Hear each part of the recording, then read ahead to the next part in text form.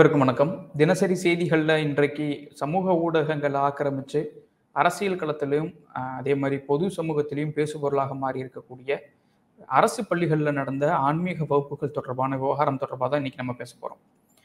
அதாவது சென்னையில 2 பள்ளிகள், அசோக் நகர் பள்ளி, அதே மாரி சைதாப்பேட்டையில இருக்கக்கூடிய ஒரு அரசு பள்ளி. இந்த 2 அரசு பள்ளிகள்ல கடந்த சில தினங்களுக்கு முன்பாக பரம்பொருள் அறக்கட்டளை அப்படிங்கிற பெயர்ல இயங்கிக் கொண்டிருக்கக்கூடிய ஒரு அறக்கட்டளை. அதனுடைய நிறுவனரா இருக்கக்கூடிய தன்னை ஒரு ஒரு சாமியாரா சொல்லிக்கக்கூடிய ஒருத்தர், மகாவிஷ்ணு அப்படிங்கிற ஒரு ஆன்மீக வகுப்பு என்பதை நடத்தியிருக்கிறாரு. அதனுடைய காணொளிகள் சமூக வலைதளங்கள்ல வேகமாக பரவி இருக்கு.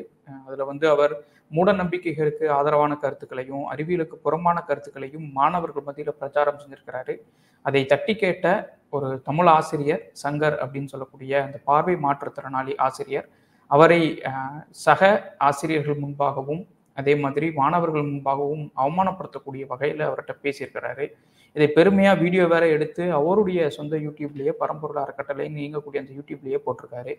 இது இப்போ சமூக வலைதளங்கள்ல கடும் கண்டனத்திற்கு உள்ளாகி, இவரை எப்படி பள்ளிக்குள்ள அனுமதிச்சீங்க அப்படிங்கிற கேள்வி எழுந்து இன்றைக்கு முதல்வர் உட்பட பலருமே இது தொடர்பா தங்களுடைய நிலைப்பாடுகளை சொல்லி இது தொடர்பா நடவடிக்கை எடுக்கப்படும் அப்படின்னு உறுதி கொடுத்திருக்கிறாங்க. முதல்ல இந்த நிகழ்ச்சி, இந்த சம்பவங்கள் தொடர்பா பேசுவதற்கு முன்பாக, இந்த பரம்பொருள் அறக்கட்டளை அப்படிங்கிறது முன்பே சொன்ன மாதிரி மகாவிஷ்ணு அப்படிங்கிற ஒருத்தர் நடத்திட்டு இருக்கிறாரு. இவர் வந்து திருப்பூர்ல இவருடைய அறக்கட்டளை என்பது இயங்கிட்டு இருக்கு. இதுல என்ன ஒரு வருத்தத்தோடு சொல்ல வேண்டியது என்னன்னா, இது நான் படித்த பள்ளியில் எனக்கு முன்பு படித்த ஒரு 2 செட்டு முன்னாடி படித்த என்னுடைய சீனியர் அவரு. திருப்பூர்ல இருக்கக்கூடிய ஒரு வேலம்பாளையம் பகுதியில் இருக்கக்கூடிய ஒரு அரசு பள்ளியில அவர் படிச்சிருக்கிறாரு. அதே பள்ளியில தான் நானும் படிச்சிருந்தேன். அதற்கப்புறம் அவருக்கு தொலைக்காட்சி நிகழ்ச்சிகள் என்பது அவருக்கு கிடைச்சது. அதற்கப்புறம் அசத்த போவது யாரு அப்படின்னு ஸ்டாண்டப் காமெடினா இருந்தாரு. ஃபிலிம் டிஸ்ட்ரிபியூட் பண்ணாங்க.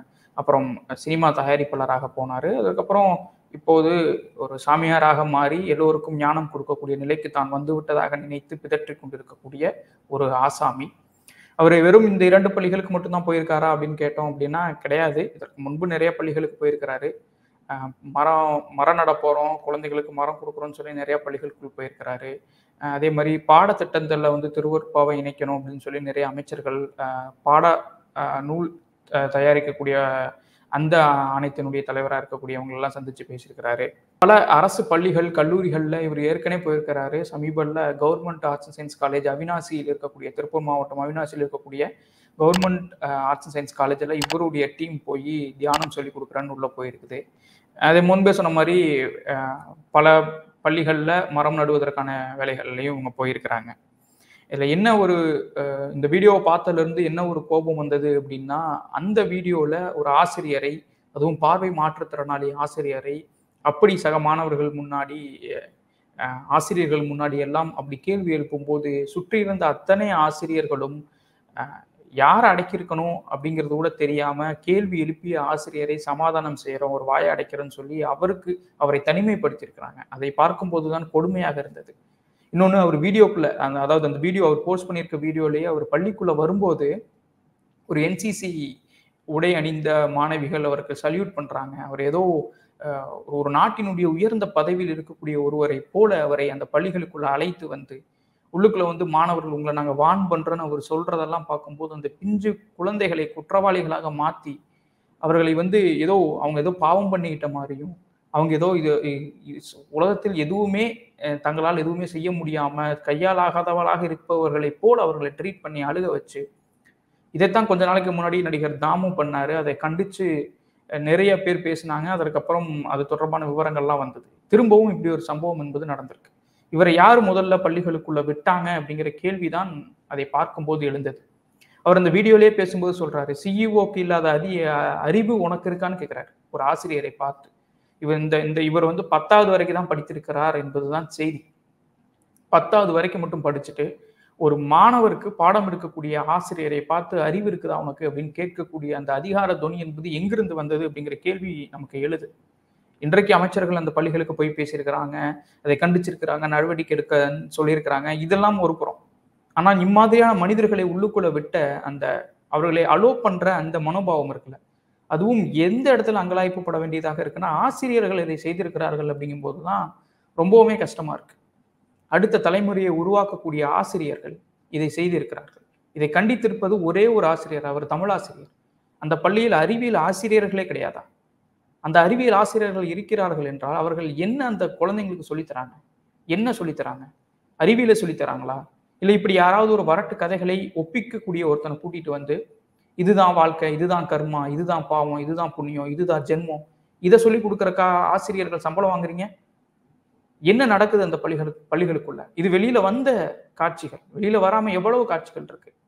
அறிவியலை சொல்லிக் கொடுக்கக்கூடிய இடத்துல இருக்கக்கூடிய ஆசிரியர்களே இதை மறுத்து பேசவில்லை என்பது உண்மையிலேயே கவலை அளிக்கக்கூடியதாக இருக்கு. 12வது படித்து முடித்த பிறகு திருப்பூர்ல பல பகுதிகளுக்கு அறிவியல் வகுப்புகள் எடுக்க நான் போயிருக்கேன். ஒரு வாலண்டியர் ஒர்க்கா அங்க இருக்கக்கூடிய சில நண்பர்கள் எல்லாம் சேர்ந்துட்டு சில ஆசிரியர்கள் உதவியோட அங்க இருக்கக்கூடிய மக்களுக்கு, அங்க இருக்கக்கூடிய குழந்தைகளுக்கு அறிவியல் மனப்பான்மையை உருவாக்கணும். மூட நம்பிக்கைகளுக்கு எதிராக எப்படி இருக்கணும்? எதெல்லாம் அறிவியல்? அறிவியல் பரிசோதனைகள் என்ன? மந்திரமா, தெந்திரமா இப்படி நிகழ்ச்சிகள் எல்லாம் திருப்பூர்ல பல பகுதிகளில் பல பள்ளிக்கூடங்கள்ல நடத்தியிருக்கேன். அதற்கெல்லாம் பல ஆசிரியர்கள் உதவியாக இருந்திருக்கிறார்கள். அவர்களையும் இந்த நேரத்துல நினைச்சு பெருமைப்பட வேண்டியதா இருக்கு. இப்படியும் இருக்கிறாங்க, அப்படி இருக்கிறாங்கன்னு பார்க்க வேண்டியதா இருக்கு. அப்படி ஒவ்வொரு பள்ளிகளுக்குள்ள போகும்போதும் நமக்கு சில இடங்கள்ல வரவேற்பு இருக்கும், சில இடங்கள்ல வரவேற்பு இருக்காது. பள்ளிகளை தாண்டி தெருக்களில், திண்ணைகளில் ஒரு 5 மாணவர்கள், 5 சிறுவர்கள் கிடைத்தா அவங்கள உட்கார வச்சு அறிவியல் வகுப்புகள்லாம் எடுத்திருக்கோம். அதற்கெல்லாம் கிடைக்காத எந்த ஒரு வரவேற்பும் இந்த மாதிரி ஒரு ஆசாமிக்கு, அதுவும் வீடியோல பேக்ரவுண்ட் மியூசிக் போட்டுட்டு தன்னை ஒரு ஹீரோவாக மாத்திக்கிட்டு, தன்னை ஒரு கடவுளாக மாத்திக்கிட்டு பேசக்கூடிய இம்மாதிரியான மனிதர்களுக்கு இவ்வளவு பெரிய ஃபாலோவர்ஸ் கூட்டம். அந்த வீடியோல போய் பார்க்கும்போது கமெண்ட்ஸ்ல அவ்வளவு கமெண்ட். நானும் ஒரு அரசு பள்ளி ஆசிரியர், எங்க பள்ளிக்கும் வாங்கன்னு ஒருத்தர் கமெண்ட் போட்டிருக்காரு. அவ்வளவு கமெண்ட் இருக்கு. நம்ம பொது வெளியில இப்படி பேசிக்கிட்டு இருக்கோம். ஆனா உண்மையில் நம் அறிவை கொண்டு சிந்திக்கிறோமா அப்படிங்கிற கேள்வி எழுது. அவர் பேசிக்கக்கூடிய பல கருத்துக்கள் அதுக்கெல்லாம் ஈஸியா எப்பயோ கவுண்டர் கொடுத்தாச்சு. நிறைய பேசியிருக்கிறார். இறைவன் என்பவன் நிலையானவன், எல்லாமே மாறும், இறைவன் மாற மாட்டான். இதெல்லாம் இன்னைக்கு பேசுற கருத்தா? 1800களிலே பேசி அதற்கெல்லாம் எப்போதோ பதில் சொல்லிட்டாங்க. அவர் சொல்றாரு எல்லா பலன் இப்ப நாம் அனுபவிக்கிற எல்லா கஷ்டத்தும் முன்ஜென்மத்தில் நாம் செய்த பாவம் அப்படிங்கிறார். அவர் மாற்றுத்திறனாளியாக பிறப்பதும் ஏழைகளாக பிறப்பதும் முன்ஜென்மத்தில் செய்த பாவம். அப்போ ஏழைகளும் மாற்றுத்திறனாளிகளும் பாவிகளா? இதை யார் கேட்கிறாங்க? ஒரு ஏழை வீட்டு குழந்தை உட்கார வச்சு இதை சொல்லிக்கிட்டு இருக்கிறாங்க. ஏழை வீட்டு குழந்தையின் காதுகளிலே நீங்கள் எல்லாம் பாவிகள் அப்படின்னு சொல்லாம சொல்லியிருக்கிறாங்க. அதுதான் நடந்திருக்கு. அதே ஒரு ஆசிரியர் கண்டித்திருக்கிறார். எதுவுமே மாறாது அப்படி என்றால் எல்லாம் அப்படியே இருந்திருக்கலாமே. அந்த காலத்துல சித்தர்கள் எப்படி இருந்தாங்க? பிச்சை எடுத்து தானே சாப்பிட்டாங்க. இவர் வாழ்வதை போல ஆடம்பரமான வாழ்க்கையை வாழ்ந்திருக்கிறாங்களா? மகாவிஷ்ணு வாழ்ற மாதிரியான வாழ்க்கையை வாழ்ந்திருக்கிறாங்களா? அவரோட வீடியோல போய் பாருங்க. ஆஸ்திரேலியால, இலங்கையில, சிங்கப்பூர்ல, துபாயில அவ்வளவு நிகழ்ச்சிகள், அவ்வளவு நவநாகரிகத்தோடான உடைகள், எல்லா சகல வசதிகளையும் அனுபவிக்கக்கூடிய மகாவிஷ்ணு எதுவுமே மாறாது என்று கோவணம் கட்டி கொண்டு திரிகிறாரா? ஏன் தெரியல? அவர் வண்டியிலிருந்து இறங்கி வரும்போதே மைக்கு மாட்டிட்டு வந்துருவார் போல. ஸ்டேஜில் ஏறியெல்லாம் மைக்கு மாட்டுறது இல்லை. வீட்டுல இருந்து கிளம்பும் போதே மைக்கு காதுல மாட்டிட்டு வந்துடுறது. நம்ம யோசித்து பாருங்கள். எதுவுமே மாறாது. சரி, எனக்கு என் வீட்டுல எனக்கு ஒரு பிரச்சனை இருக்கு, எனக்கு ஒரு பொருளாதார பிரச்சனை இருக்கு, நிதி பிரச்சனை இருக்கு, உடல்நல பிரச்சனை இருக்கு, உறவினர்களோடு பிரச்சனை இருக்கு, மனநல பிரச்சனை இருக்கு. இதுக்கெல்லாம் என்ன தீர்வு? ஒரு தீர்வு இல்லை. கையை காலெல்லாம் மடக்கி உட்காந்துட்டு அமைதியா கண்ணை முடிக்கும். எதுவுமே மாறாது. எதுவுமே மாறாது. அதனால கையை காலெல்லாம் அடக்கி அமைதியா உட்காந்துட்டு கண்ணை மூடி உட்காந்துக்கோ. அதுதான் தீர்வு. பொதுவா பணம் எப்படி சம்பாதிப்போம்? எனக்கு ஒரு தேவை இருக்கும், அந்த தேவையை பூர்த்தி செய்வார் ஒருத்தர். அந்த தேவையை அவர் பூர்த்தி செய்ததற்காக அவருக்கு நம்ம பணம் கொடுப்போம். அவரு அதன் மூலம் சம்பாத்தியம் அடைவார். இவங்க என்ன சொல்றாங்க? எனக்கு ஒரு பிரச்சனை இருக்கு, அந்த பிரச்சனைக்காக உங்ககிட்ட வரேன், அந்த பிரச்சனைக்கு தீர்வு என்ன நம்ம கேட்கும்போது அவர்கள் என்ன சொல்றாங்க? தீர்வு என்பது கிடையாது, நீ சரணடைஞ்சிரு, கடவுள்கிட்ட சரணடைஞ்சிரு. அந்த தீர்வுக்கு சொல்யூஷன் நீ தேடாத, கடவுள் தேடிப்பாரு. அதை அப்படியே விட்டுரு.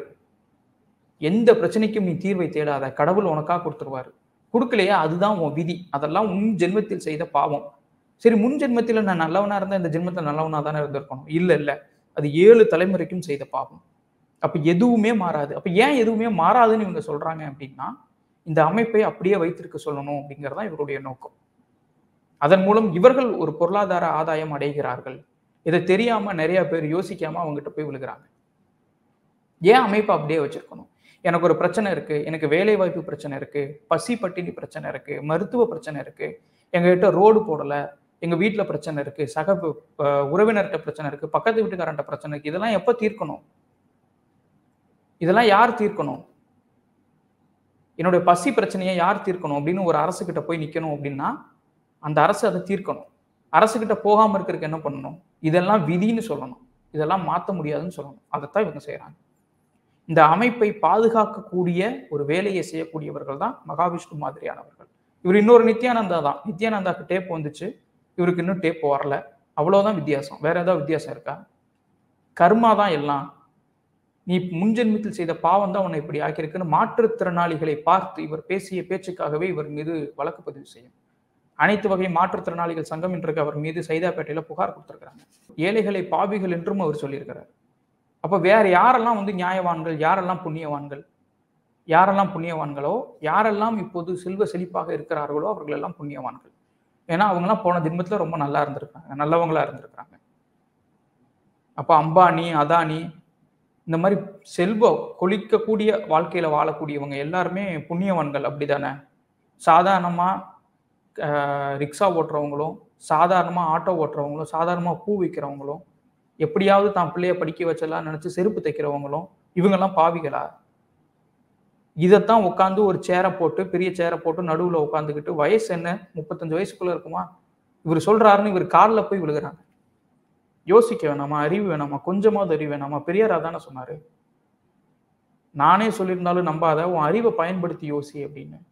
நிறைய பேர் இருக்கிறாங்க. சிங்கப்பூர்ல போய் இவர் கிளாஸ் நடத்தும் போது அங்க இருக்கக்கூடிய இந்தியன் ஹை கமிஷனர் இவருடைய சீடரா உட்காந்து கேட்டிருக்காரு, வகுப்பை கேட்டிருக்காரு.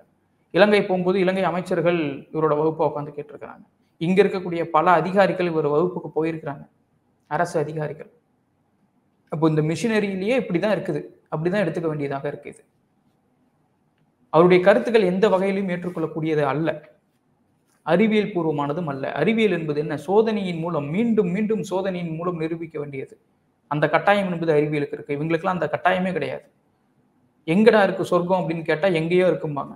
இப்ப கண்ணில் பார்க்கவே முடியாது. இவர்கள் சொல்லக்கூடிய எந்த தீர்வும் கண்ணில் பார்க்க முடியாது. அதெல்லாம் எங்கேயோ யாரோ ஒருவரால் மறைத்து வைக்கப்பட்டிருக்கிறது. இப்படி கண்ணில் அப்படி காத்திலேயே கயிறு திரிக்கிற வேலை இது எல்லாமே. கண்ணு முன்னாடி இருக்கக்கூடிய ஒரு சொல்யூஷன் என்னன்னு கேட்டா இவர்களால் சொல்லவே முடியாது. கண்ணு முன்னாடி இருக்கக்கூடிய சொல்யூஷன் நமக்கு கிடைச்சிருச்சு அப்படின்னா நம்ம வாழ்க்கையில அடுத்த கட்டத்துக்கு போவோம். அது இவர்களுக்கெல்லாம் பிரச்சனை. யோசிப்போம், அதெல்லாம் இவர்களுக்கு பிரச்சனை. நான் ஞானம் கொடுக்க வந்தேன். ஞானம் கொடுக்கறதுக்கு நீ யாருப்பாங்கிற கேள்விதான் வருது. யாரு நீ ஞானம் கொடுக்கறதுக்கு? என்ன வயசு உனக்கு? என்ன வாழ்க்கையில நீ பார்த்துட்ட ஞானம் கொடுக்கறதுக்கு?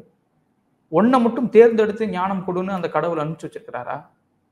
அப்படி ஒருத்தருக்கு மட்டும் ஸ்பெஷல் அட்டென்ஷன் கொடுக்கக்கூடிய கடவுள் கடவுளா? ஏன் நீங்கெல்லாம் கடவுளுக்கு மீடியேட்டரா இருக்கீங்க? கடவுள் நேரா பேச மாட்டாரா? இது கடவுள் நம்பிக்கையின் மீதான தாக்குதல் அல்ல. கடவுளை வைத்து இந்த மாதிரி பிழைப்பு நடத்துபவர்களை அம்பலப்படுத்துவதற்கான ஒரு முயற்சி தான். தெய்வத்தால் ஆகாதெனினும் முயற்சி தன் மெய்வருத்த கூலி தரும் அப்படின்னாரு திருவள்ளுவர். தெய்வமே முடியலன்னு சொல்லிட்டாலும் பரவாயில்ல, முயற்சி செய், அந்த முயற்சி தான் உனக்கு பலனை கொடுக்கும் அப்படின்னாரு திருவள்ளுவர். அவரே தெய்வத்தை போய் அந்த பக்கம் ஓரமா ஒதுக்கி வச்சுட்டார். முயற்சி தான் எல்லாத்திற்கும் காரணம், முயற்சி தான் எல்லாத்திற்கும் பலன் கொடுக்கும். அந்த முயற்சியை செய்யாமல் எவனோ ஒருத்தன் உட்கார்ந்து பிரசங்கம் பண்றான்னு அவன் கிட்ட போய் உட்கார்ந்துக்கிட்டு அவன் சொல்வதுதான் தீர்வு என்று எவ்வளவு நாள் இப்படியே இருக்க போறோம்? இதுதான் அடுத்த தலைமுறை கல்வி, அடுத்த தலைமுறை குழந்தைகளுக்கு நம்ம கொடுக்கக்கூடிய கல்வியா? இதில் சம்பந்தப்பட்ட அதிகாரிகள் மீது நடவடிக்கை எடுக்கணும். ஏற்கனவே 2 தலைமை ஆசிரியர்கள் பணியிட மாற்றம் செய்யப்பட்டிருக்காங்க. அதற்கு எதிராக அதே அசோக் நகர் பள்ளியில ஆசிரியர்கள் போராட்டம் நடத்தியிருக்கீங்க. எதுக்கு போராட்டம்? போராட்டத்திற்கு எதிரானவன் அல்ல நான். இது போராடக்கூடிய விஷயமா? நம்ம வீட்டு குழந்தைன்னா இப்படி யாரையுமே பள்ளிக்கூடத்துக்கு அனுப்பாம இப்படி பரம்பொருள் அறக்கட்டளைக்கு அனுப்பி உட்கார வச்சிடலாமா? புத்தகத்தில் படிக்காதே, மத்தகத்தில் படி. என்ன மத்தகம்? மத்தகத்தில் இருக்கக்கூடிய குப்பைகள் தான் இது எல்லாமே. மத்தகத்தில் இருக்கு இவ்வளவு குப்பைகள். மாற்றுத்திறனாளிகளை பாவிகள்னு சொல்றதும், மாற்றுத்திறனாளிகள் முன்ஜென்மத்தினுடைய இருந்து வந்தக்கூடிய அது அவர்கள் செய்த பாவத்தினுடைய விளைவு அப்படின்னு சொல்றதும், இதெல்லாம் குப்பை. இந்த குப்பம் தான் இந்த மத்தகத்தில் இருந்திருக்கு. வாய் வார்த்தையா எவ்வளவு ஜாலமாக பேசினாலும் அறிவு கொண்டு யோசிப்பது மிக முக்கியமானது. அங்க இருக்கக்கூடிய எந்த ஆசிரியர்களும் அதை அறிவு கொண்டு யோசிக்கல, ஆசிரியர் சங்கரை தவிர. ஆசிரியர்களை நேரடியாக தாக்குவது அல்ல நம்முடைய நோக்கம். ஆனால் அவர்களுடைய தவறை அவர்கள் உணர வேண்டும்ல. உங்களை நம்பிதானே குழந்தைங்களை அனுப்புறாங்க. எப்படியாவது என் பிள்ளைய படிக்க வச்சிருங்க, எப்படியாவது என் பிள்ளையை படிச்சு நல்ல இடத்துக்கு வந்துடணும்னு சொல்லி பெற்றோர்கள் அனுப்புவது எதற்கு? இப்படி ஏதோ ஒரு சாமியாரை கூப்பிட்டு நீங்க பிரசங்கம் பண்றதுக்கா? இதற்காக அரும்பாடுபட்டு பெற்றோர்கள் தன்னுடைய வியர்வையை சிந்தி குழந்தைங்களை வந்து பள்ளிக்கூடத்துக்கு அனுப்புறாங்க. நான் சாப்பிடாட்டியும் பரவாயில்ல, என் குழந்தைக்கு சாப்பாடு வேணும், நான் படிக்காட்டியும் பரவாயில்ல, என் குழந்தைக்கு படிப்பு வேணும்னு சொல்லி அனுப்புறது இந்த மாதிரியான ஆசாமிகள் பேச்சை கேட்பதற்கா? ஆசிரியர்கள் இதை செய்யலாமா? முதல்ல ஆசிரியர்களுக்கு கொஞ்சமாவது அறிவு கொண்டு யோசித்திருக்க வேண்டாமா? ஆசிரியர்கள், நீங்கள் பண்ண பெரிய தவறு இது இல்லவா? இது எதை கொண்டு மாற்றுவது? மாணவர்களுக்கு வகுப்பெடுப்பதற்கு தாண்டி ஆசிரியர்களுக்கு அறிவியல் மனப்பான்மை வேணும்னு வகுப்பெடுக்கணும் போல. அதற்கும் அரசு நடவடிக்கை எடுக்கணும். பல நேரங்கள்ல கல்வி நிலையங்கள்ல ஒழுக்க கல்வி வேணும், நீதி போதனை வகுப்பு வேணும்னு சொல்லுவாங்க. நீதி போதனை வகுப்பு இல்லாதனாலதான் இப்படி ஆயிருச்சுன்னுலாம் சொல்லுவாங்க. நீதி போதனை வகுப்பினுடைய லட்சணங்கள் இப்படித்தான் இருக்குது. ஏதோ ஒரு கட்டத்தில் ஏதோ ஒரு எல்லையில் போய் ஆன்மீகத்தோடு நின்று விடுகிறார்கள் நீதி போதனை வகுப்பை செய்யக்கூடியவங்க. ஆன்மீகம் சொல்லுவது மட்டும்தான் ஒழுக்கமா? ஆன்மீகவாதிகள் எல்லாம் ஒழுக்கவாதிகளாங்கிற கேள்வி வருது. அது எப்படி ஒழுக்கம் என்றால் ஆன்மீகத்தோடு மட்டும் தொடர்புடையதாக இருக்கு? ஏன் ஆன்மீகவாதிகள் எல்லாம் பாலியல் புகார்கள்ல சிக்கிறாங்க ஒழுக்கத்தோடு இருக்கக்கூடியவர்கள் அப்படின்னா? ஆன்மீகம் தாண்டி யாரும் ஒழுக்கமா இருக்கவே முடியாதா? புதிய கல்விக் கொள்கையில இப்படி ஒரு அம்சம் இருக்கு. ஊர்ல இருக்கவங்கலாம் கூப்பிட்டு வந்து கிளாஸ் எடுக்க வைக்கலாங்கிற அம்சம் இருக்கு. அந்த அம்சம் தான் இம்மாதிரியான விஷயங்களுக்கு பிரச்சனையாக வருது. ஏன் புதிய கல்விக் கொள்கையை எதிர்க்கிறோம்? இந்த மாதிரியான ஊரில் சாமியார்கள் சொல்லிக்கொண்டு மூட நம்பிக்கைக்கு ஆதரவான கருத்துக்களை சொல்லிக் கொண்டு இருக்கக்கூடியவர்கள் வந்து இந்த மாதிரி குப்பைகளை மாணவர்கள் மத்தியில் கொட்டுவாங்கிறனாலதான் எதிர்க்க வேண்டியதாக இருக்கு. பிரிட்டிஷ்காரங்கள் வந்து ஏதோ மந்திரம் வச்சிருக்கக்கூடிய ஓலைகள்லாம் எரிச்சுட்டாங்களாம். நெருப்பு மலை பொழியுமாமா, அந்த ஓலைகள் எல்லாம் பிரிட்டிஷார்கள் அழித்து விட்டனர், குருகுலங்களை அழித்து விட்டனர். யாரு? இவர் சொல்றாரு, மகாவிஷ்ணு சொல்றாரு. பிரிட்டிஷ்காரன்ட்ட மந்திரம் போட்டு ஓலையை ஒளிச்சு வைக்க முடியாத அளவா இருந்தது அந்த மந்திர ஓலைகள். அப்படி மந்திர ஓலைகள் பிரிட்டிஷ்காரன் கையில கிடைச்சிருந்தா அந்த பிரிட்டிஷ்காரனே மந்திரம் சொல்லி நெருப்பு மலையை பொழிய வச்சிருக்கலாம்ல. என்ன உதவாக்கரை பேச்சு இந்த பேச்சு? இந்த பேச்சை எப்படி கல்வி நிலையங்கள் அனுமதித்தீர்கள் என்பது தெரியவே இல்லை. அதே சமயம் இன்றைக்கு அரசு ஒரு துரிதமான நடவடிக்கை எடுத்திருக்கு. அரசு பள்ளி கல்வித்துறை தொடர்பாக பல சர்ச்சைகள் சமீப காலங்களில் வந்துகிட்டு இருக்கு. இன்னும் பள்ளி கல்வித்துறை விழிப்போடு இயக்க வேண்டிய சூழல் என்பது இருக்கு. அமைச்சர் அன்பில் மகேஷ் பொய்யாமொழி அவர்கள் இன்னும் விழிப்போடு செயல்பட வேண்டிய தருணம் இது. நான் முதல்வன் திட்டமாகட்டும், இன்னும் பல திட்டங்களாகட்டும், பள்ளி கல்வித்துறை தொடர்பாக பல திட்டங்கள் பாராட்டி நம்மளே பேசியிருக்கிறோம். ஆனா இம்மாதிரியான சம்பவங்கள் வரும்போது அதில் இன்னும் கூடுதல் கவனத்தோடு அரசு செயல்படணும் அப்படிங்கிறதையும் நம்ம சுட்டி காட்டுறோம். முதல்வர் இது தொடர்பாக ட்வீட் போட்டிருக்கிறாரு. அமெரிக்காவில் அவர் இருக்கிறார். இந்த செய்தி தொடர்பாக அவர் தன்னுடைய கருத்தை பதிவு பண்ணியிருக்கிறார். தமிழ்நாட்டினுடைய எதிர்கால சந்ததியினரான நம் பள்ளி குழந்தைகள் அனைவரும் முற்போக்கான அறிவியல் பூர்வமான கருத்துக்களையும் வாழ்க்கை நெறிகளையும் பெற்றிடும் வகையில் மாநிலத்தில் உள்ள பள்ளிகளில் நடைபெறும் பல்வேறு நிகழ்ச்சிகளை வரைமுறைப்படுத்த புதிய வழிமுறைகளை வெளியிட ஆணையிட்டுள்ளேன் அப்படின்னு இருக்காரு. தனி மனித முன்னேற்றம், அறநெறி சார்ந்த வாழ்தல், சமூக மேம்பாட்டிற்கான சீரிய கருத்துக்கள் தான் மாணவர்கள் நெஞ்சுகளில் விதைக்கப்பட வேண்டும் அப்படின்னு தன்னுடைய கருத்தை பதிவு பண்ணியிருக்கிறார். இது உண்மையிலே வரவேற்க தகுந்த நடவடிக்கை தான். சமூக வலைதளத்தின் மூலமா இந்த பிரச்சனை பெரிதாக வெளியில் வந்தாலுமே கூட அரசு கொஞ்சம் துரிதமாக தான் செயல்பட்டிருக்கு. ஆனால் இதற்கு தொடர்புடையவர்கள் இன்னும் முழுமையாக விசாரணைக்கு உட்படுத்தப்பட வேண்டும். அவர்கள் மீது நடவடிக்கைகள் என்பது பாய வேண்டும். இன்னொரு பக்கம் பாராட்டு சொல்ல வேண்டியது அந்த ஆசிரியர் சங்கர் அவர்களுக்கு. அவர் தனியாக நின்று இதற்கு எதிராக தன்னுடைய கலக குரலை எழுப்பியிருக்கிறார். அவர் ஒரு தமிழ் ஆசிரியர். தன்னுடைய பார்வை குறைபாடு இருந்தாலும் கூட, பார்வை மாற்றுத்திறனாளியாக அவர் இருந்தாலும் கூட தன்னுடைய அறிவு கண் கொண்டு இந்த விஷயத்தை அணுகியிருக்கிறார். அத்தனை ஆசிரியர்கள் பார்வையோடு இருந்தாலும் அவர்களுக்கு அறிவு கண் என்பது இல்லை. இவர் பார்வை குறைபாடு உடையவராக இருந்தாலும் தன் அறிவு கண்ணோடு இருந்திருக்கிறார். சங்கர் ஆசிரியர் அவர்கள் கட்டாயம் போற்றப்பட வேண்டியவர். இவரெல்லாம் தான் நம்பிக்கை. எங்கோ இருள் இருக்கக்கூடிய இடத்தில் ஏதோ ஒரு ஒளி விளக்கு தெரியும் இல்லையா? இந்த ஒளி விளக்கு தான் ஆசிரியர் சங்கர் போன்றவர்கள். அதை நாம் ஒரு நாளும் மறுதளித்து விடவே முடியாது. இந்த நேரத்தில் ஆசிரியர் சங்கர் அவர்களுக்கு பொருத்தமான ஒரு குரல் ஒன்று இருக்கு. கண்ணுடையோர் என்போர் கற்றோர், முகத்திரண்டு புண்ணுடையர் கல்லாதவர் அப்படிங்கிற அந்த திருக்குறள். ஆசிரியர் சங்கர் மாதிரியான பலர் இன்னும் உருவாக வேண்டி இருக்கிறது என்பது இந்த நிகழ்வு சுட்டிக்காட்டுது. மூட நம்பிக்கைகளுக்கு எதிராக அறிவியல் மனப்பான்மைகளை வளர்க்க வேண்டிய காலமும் இன்னமும் நெடுதூர பயணம் என்பது இருக்குது என்பதை அந்த சம்பவம் காட்டுது. மகாவிஷ்ணு மாதிரியான இன்னும் பலரும் உருவாகாமல் இருப்பதற்கு அறிவியல் முறை கொண்டு அறிவியல் கல்வியை நாம் மாணவர்கள் நெஞ்சிலே விதைக்க வேண்டும். அதற்கான நடவடிக்கைகள், தொடர் நடவடிக்கைகளை அனைவரும் சேர்ந்த விதமாக எடுக்க வேண்டும். தமிழ்நாடு அரசு அதில் முனைப்பு காட்ட வேண்டும் அப்படின்னு கேட்டுக்கிறேன். வேறொரு வீடியோவில் உங்களை சந்திக்கிறேன். மிக்க நன்றி.